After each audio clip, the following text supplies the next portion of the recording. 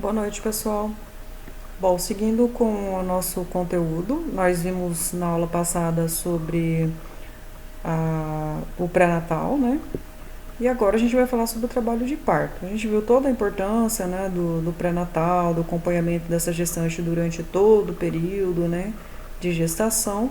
E agora como a gente deve atender essa mulher a hora que ela chega lá na sala de parto pra gente. Bom, então o trabalho de parto ele vai se iniciar com as contrações uterinas, mas inicialmente essas contrações elas vão ser irregulares, né?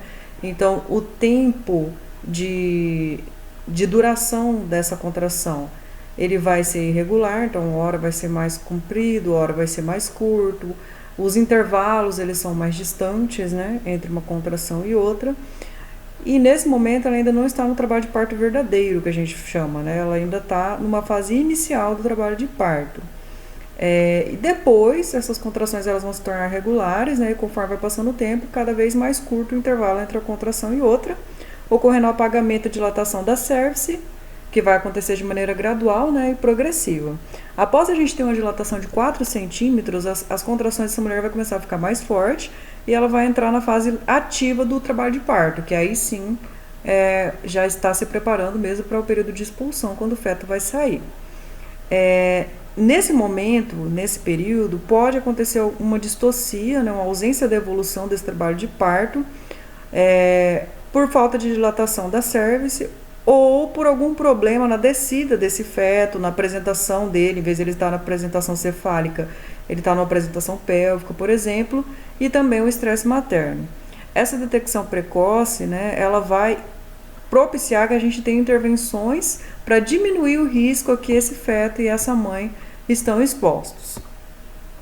Podem ocorrer dois tipos de disfunção uterina, a hipertônica e a hipotônica. Então, hipertônica é quando o útero se contrai muito, né? Então, ele se contrai com menos de 4 centímetros de dilatação, então não dilata o colo, e aí acaba acontecendo uma falta de oxigênio para o feto em função do não relaxamento desse útero. Então, não é bom a gente ter contrações vigorosas que não há esse relaxamento, né? Quando você também não tem uma dilatação do colo uterino. Então, é necessário as duas coisas, a contração e a dilatação desse colo. E também não pode ser essas contrações tão vigorosas assim sem o período do relaxamento, né?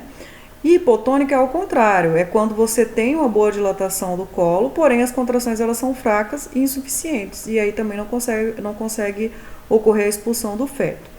Então, o trabalho de parto, ele também pode ser precipitado, né, quando esse ciclo se completa em menos de 3 horas, uma evolução muito rápida. E isso é muito comum em mulheres que têm vários filhos já de parto normal. Didaticamente, a gente divide o trabalho de parto em 4 fases, em 4 períodos, né? A primeira é o período de dilatação, quando há um apagamento ali do colo, do útero, né, para onde a criança vai passar. O período de expulsão, que já é quando o feto vai ser expelido, né, sair. E o período de secundamento ou dectação, que é depois que esse feto sai, a placenta sair também pelo mesmo canal. Após esse período, existe um quarto período que é observar por 1 hora essa gestante, que também é um período de grandes complicações, que podem, né, acontecer grandes complicações.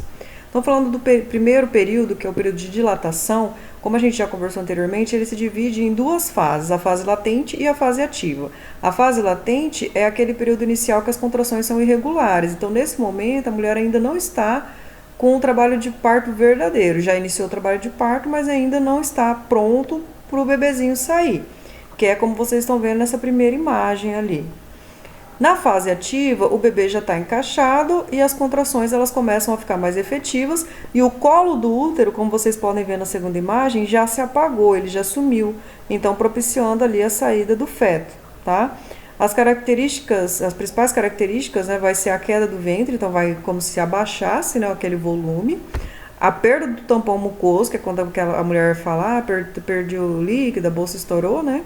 E a adaptação do feto no ventre, né, para ele se encaixar e conseguir sair a partir das contrações.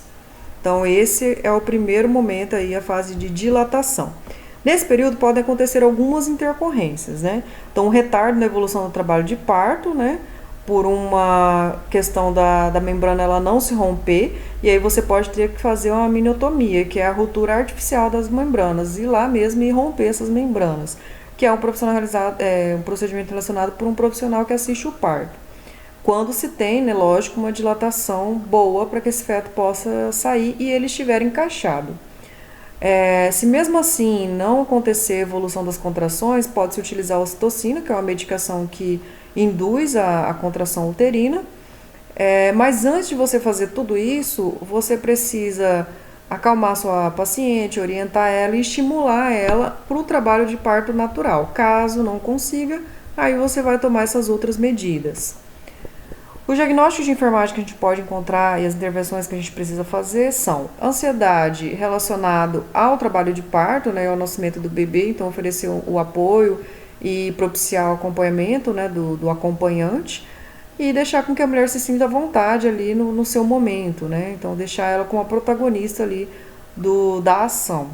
A dor relacionada, né, às contrações, a gente tem que encorajar essa mulher, o seu acompanhante, né, estimular ela que ela consiga acompanhar juntamente com a contração a força que ela tem que fazer e encorajar a respiração e relaxamento também para que ela consiga expulsar esse feto. O risco de volume de líquido deficiente por ingesta alterada, a gente precisa fazer monitoramento do balanço hídrico, dos sinais vitais, avaliar a mucosa, o turgor da pele, monitorar se ela está tendo vômito e estimular a ingesta hídrica se não tiver nenhuma contraindicação. E também tem o risco de lesão de pele devido à indução do parto. Então, a gente pode estar administrando então, ocitocina conforme a prescrição, né? Com controle rigoroso do seu gotejamento, avaliar as contrações de maneira rigorosa e cuidar aí do BCF também desse bebezinho para ver se não está tendo sofrimento. No segundo período, que já é a fase de expulsão, o bebê já está encaixado, o colo já está dilatado e a cabecinha começa a sair, ele vai terminar com o nascimento. Então, a expulsão começa quando o feto começa a sair e termina no nascimento.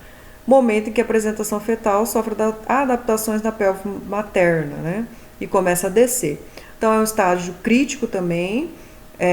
Às vezes é necessário tomar decisões rápidas ali para conseguir ajudar esse bebezinho a sair. Na maioria dos casos, na hora que esse bebê encaixa, já começa essa parte das contrações efetivas, demora cerca de 30 minutos para acabar o parto. No caso do período expulsivo. Deve-se encorajar essa mulher, né? É extremamente importante o apoio emocional. E a posição que ela vai estar depende do que ela se sentir confortável e de como a equipe esteja capacitada também para trabalhar. Os cuidados de enfermagem, então a gente tem os diagnósticos, risco de lesão à mãe e ao feto por causa do esforço da expulsão, né? Pode diminuir a perfusão da placenta, colocar o recém-nascido em situação de risco, mas a gente precisa estimular essa mulher a realizar força quando necessário. Então ela precisa respirar corretamente, descansar quando está tendo lá as contrações e orientar esse acompanhante a poder estar incentivando essa mulher. Baixa autoestima situacional vai estar relacionada à falta de conhecimento, né, na participação do processo de parto, tem que ser orientada a gestante e o acompanhante o tempo todo. A dor relacionada ao esforço da expulsão, também precisamos orientar, quanto à ansiedade, tentar acalmar essa mulher. Risco de lesão materna em mesa de parto, tomar todos os cuidados para que isso não aconteça. E risco de infecção por trauma períneo. Então, utilizar mesmo as medidas mais agressivas em caso de extrema necessidade. No terceiro período, que é a dequitação, que é a descida da placenta, né? Lembrando que o bebê já saiu, você já clampeou lá o cordão umbilical, depois já cortou o cordão umbilical, vai sobrar só a placenta para poder descer. Então, inicia-se com a expulsão fetal e se encerra com a expulsão da placenta. Nós podemos ter a fadiga relacionada ao gasto de energia, porque a mulher já gastou energia com o parto, né? E também risco de volume de líquido deficiente, porque a mulher tem perda sanguínea. Tem os locos, que já é normal, que ela perde esse sangue que está ali em função dessa descida dessa placenta, né? Então, nós precisamos observar esse sangramento, verificar a quantidade, né, as características e também administrar medicamentos prescritos que auxiliam nessa contração uterina. E no quarto período, que é o período de observação, também chamado de período de Greenberg, é a primeira hora depois que sai a placenta, né, um período também crítico por causa da atonia do útero, das hemorragias que podem acontecer. Como eu disse, os locos são normais, que é aquele sangramento, né, em pequena quantidade que ocorre após a dequitação, porém, quando começa um sangramento muito ativo, né, é necessário avaliar essa mulher novamente para ver se não vai ser necessária alguma intervenção cirúrgica, né?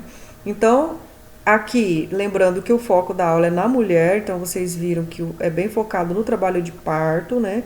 No que a gente pode fazer para auxiliar essa mulher a ter o bebê, tá? Então, essa aula é focada no parto em si.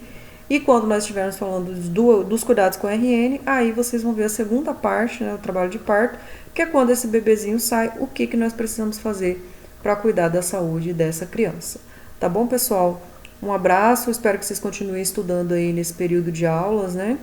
E façam os exercícios aí postados no portal, ok? Abraço, até mais.